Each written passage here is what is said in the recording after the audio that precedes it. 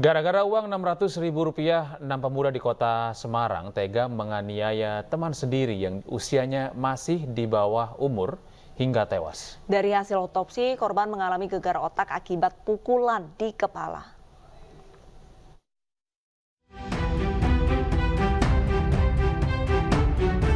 Polisi menangkap 6 pemuda warga Semarang, Jawa Tengah yang menganiaya remaja berinisial MA 17 tahun hingga tewas. Penganiayaan dilakukan karena korban diduga mencuri uang sebesar Rp600.000 milik salah satu tersangka berinisial B. Para pelaku menganiaya korban di sebuah warnet. Dalam keadaan mabuk, pelaku menganiaya korban hingga kritis. Korban sempat dibawa ke rumah sakit namun nyawanya tidak tertolong. Tanpa membutuhkan waktu lama, polisi berhasil menangkap ke-6 pelaku. Dari hasil otopsi, korban meninggal dunia akibat mengalami gegar otak. Korban mengalami gegar otak karena adanya pendarahan dalam otak. Ya, jadi rata-rata pelaku ini memukul banyak di bagian kepala. Ya, jadi ada pendarahan di dalam otak. Itu yang menyebabkan korban meninggal dunia. Atas perbuatannya, para pelaku dijerat dengan Undang-Undang Perlindungan Anak atau Pasal 170 KUHP dengan ancaman hukuman 15 tahun penjara. Dari Semarang, Jawa Tengah, Kristiadi, iNews melaporkan. Pemirsa, seorang siswi sekolah dasar di Gresik, Jawa Timur mengalami buta permanen usai dicolok tusuk bakso oleh kakak kelasnya. Ya, orang tua korban yang tidak terima menuntut keadilan dengan melaporkan dugaan perundungan ke polisi.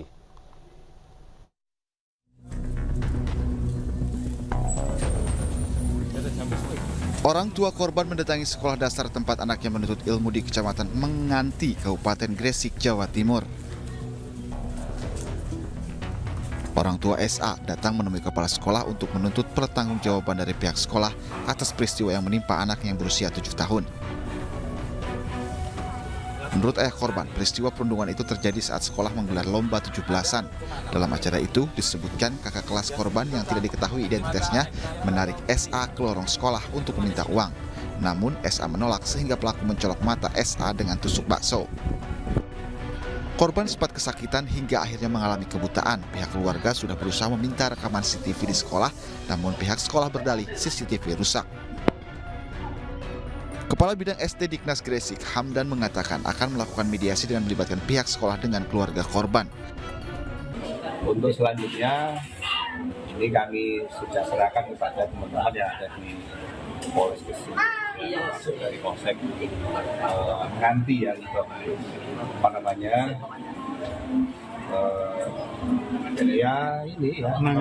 menangani ini supaya ini menjadi clear, ya, terang, jelas apa sesungguhnya ya. Atas kejadian ini, keluarga korban pun meminta ada sanksi tegas terkait yang menimpa anaknya tersebut. Karena ya mungkin ada sanksi dari dinas pendidikan atau mana, karena nggak kooperatif tadi. Apa nggak pantas sanksinya apa? Apa? Dipecat atau diganti atau gimana? Ya kalau masalah itu kurang tahu saya. Ya kalau bisa diganti aja, yang layak dan bisa menerima masukan dari wali murid itu. Jadi sejak kejadian itu sampai sekarang nggak pernah masuk sekolah ya? Nggak pernah. Sekalipun? Nggak pernah sekali. Cuma saya ada kesana pas nyari pelakunya itu aja. Peristiwa memprihatinkan tersebut kini sedang dalam proses penyelidikan petugas kepolisian Polres Gresik. Unit PPA Polres Gresik dibantu unit Reskrim Polsek Menganti telah meminta keterangan sejumlah saksi di lokasi kejadian. Petugas juga meminta korban SA menunjukkan titik terjadinya peristiwa yang menimpanya. Dari Gresik, Jawa Timur, Agus Ismanto, iNews melaporkan. Dan pemirsa, untuk membahas lebih lanjut kita akan terhubung dengan psikolog anak dan remaja Novita Tandri. Selamat siang Mbak Novita. Selamat siang Mas, jadi Mbak Arlista. Iya. Mbak, ini kita kan turut prihatin ya bagaimana anak-anak akhirnya lagi-lagi menjadi korban kekerasan di dalam institusi pendidikan dasar SD, begitu Mbak. Ini kira-kira kenapa sih peristiwa ini lagi-lagi berulang begitu? Sebenarnya penyebab dari akar permasalahan di tanah air ini apa Mbak? Sehingga terjadi KDRT pada anak-anak, oleh anak-anak?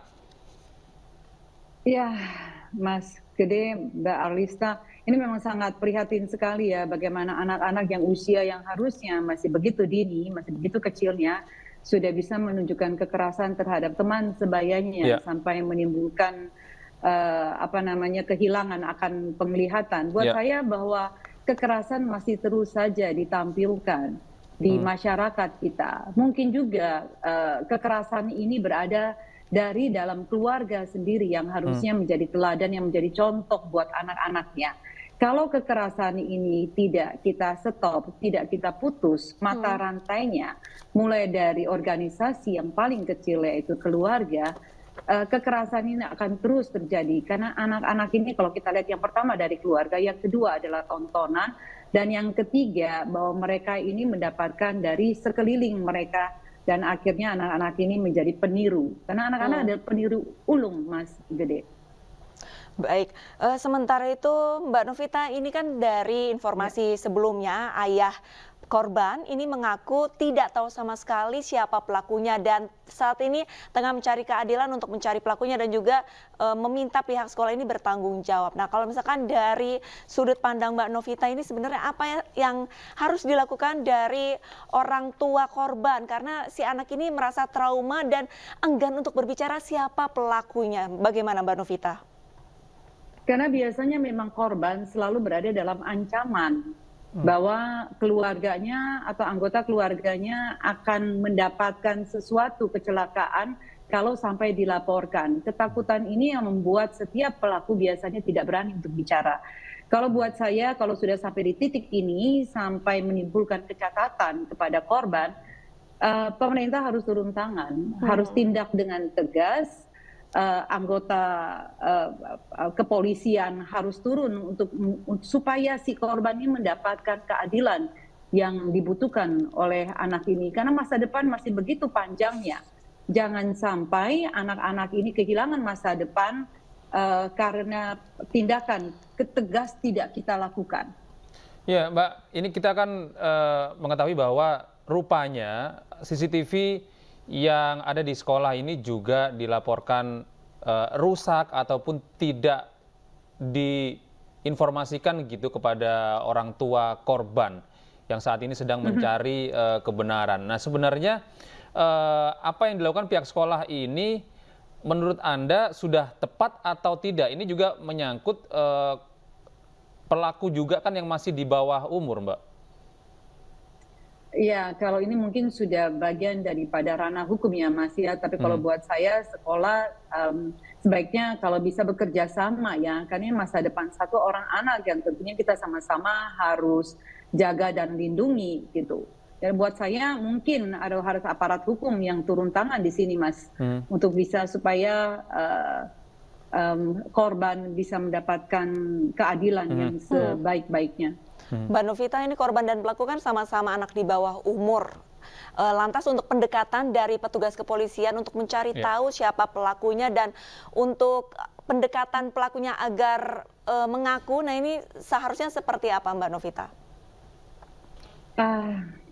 Harus ada pendampingan dari psikolog sih yang baik dari korban maupun calon pelaku ini untuk bisa diketuk. Saya yakin sekali saksi tentunya ada di sana dan tidak mungkin semuanya tutup mulut gitu ya Mbak. Dan ini juga anak-anak gitu yang tentunya orang tua yang melihat dan tahu bahwa ini sudah menimbulkan kecacatan kepada sang korban, paling tidak ada pertanggungjawaban di sana. Karena kasihan sekali ya. Dan yang paling penting adalah bagaimana pencegahan Mbak supaya bullying ini bisa kita cegah supaya tidak terjadi lagi. Karena kalau bicara kadang-kadang orang katakan bahwa bullying itu sama dengan cuman candaan kok, kok sampai dianggap terlalu serius. Kalau dulu kita dicandakan juga nggak apa-apa. Tetapi candaan atau teasing itu bentuknya horizontal karena biasanya yang mendapatkan ledekan biasanya punya kuasa yang sama. Tetapi kalau di bullying biasanya bentuknya tuh vertikal. Jadi ada yang lebih berkuasa di atas dan ada yang menjadi korban berada posisi di bawah. Jadi bentuknya tidak horizontal, tetapi vertikal. Nah ini yang harus diadakan tindakan pencegahan mulai dari sekolah. mulai dari sekolah, dari rumah, dan juga bagaimana sekolah punya hotline. Karena biasanya yang menjadi korban ini di bawah ancaman tidak berani bicara.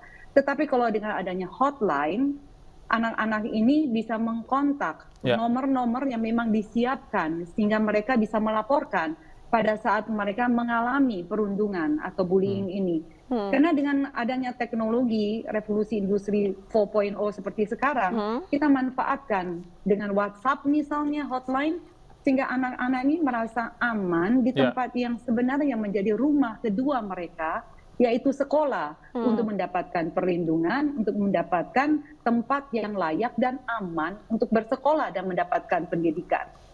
Iya, Mbak Novita, ini singkat Mbak Novita ya. Ini kan kita sudah ada peristiwa seperti ini dan ini berkelanjutan gitu.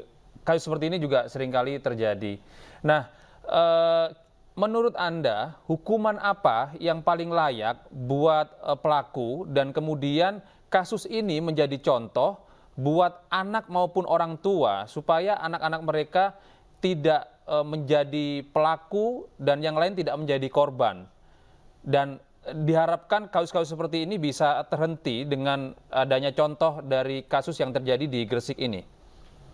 Ya, jadi ada efek jerak ya. Sebenarnya dari peraturan Kementerian Pendidikan dan Kebudayaan nomor 82 tahun 2015 itu sudah ada aturannya. Bagaimana diberikan secara lisan, tertulis, dan sanksi lainnya. Dan juga diatur dalam Undang-Undang nomor 35 2014 bahwa ada hukuman 3 tahun atau paling rendah 6 bulan dengan denda 72 juta gitu ya. Jadi buat saya sebenarnya aturannya ada. Bahkan cyberbullying itu 6 tahun maksimal denda 6 miliar. Jadi sebenarnya ada aturan ini, tetapi kenapa efek jeraknya kelihatannya tidak efektif terjadi, gitu ya, masih terus saja terjadi. Buat saya mungkin ada tindakan tegas bahwa benar-benar mengikuti peraturan yang sudah memang ditentukan oleh Permendikbud ini dan juga Undang-Undang nomor 35 2014 ini, sehingga kalau ada sanksinya betul-betul secara tegas, sang pelaku akan mikir kan mungkin puluhan kali atau ratusan kali untuk melakukan sesuatu yang menyebabkan seseorang mengalami kekerasan perundungan. Dan juga memang contoh teladan dari kita sebagai panwas-panwas anak-anak yang harusnya memang sungguh mendapatkan, saya pikir harus betul-betul menjadi contoh yang baik ya, bahwa semua tindakan kekerasan tidak dibenarkan dalam bentuk apapun. Iya, baik. Terima kasih banyak atas waktunya Mbak Novita Tandri, psikolog anak dan keluarga. Salam sehat Mbak Novita. Apapun jenis perundungan ini tidak dibenarkan, apalagi di dalam institusi pendidikan. Iya, termasuk orang tua juga sudah mulai menjelaskan kepada anak-anak bahwa kekerasan yang dilakukan di sekolah maupun di lingkungan itu mempunyai resiko dan mempunyai dampak hukum yang bisa membuat anak bisa mendapatkan akibat hukum gitu ya, Lista ya. Dan pemirsa, berikutnya di Tangerang, Banten ada sebuah kebun melon yang menawarkan pengalaman memetik melon langsung dari pohonnya. Ain Siang akan segera kembali.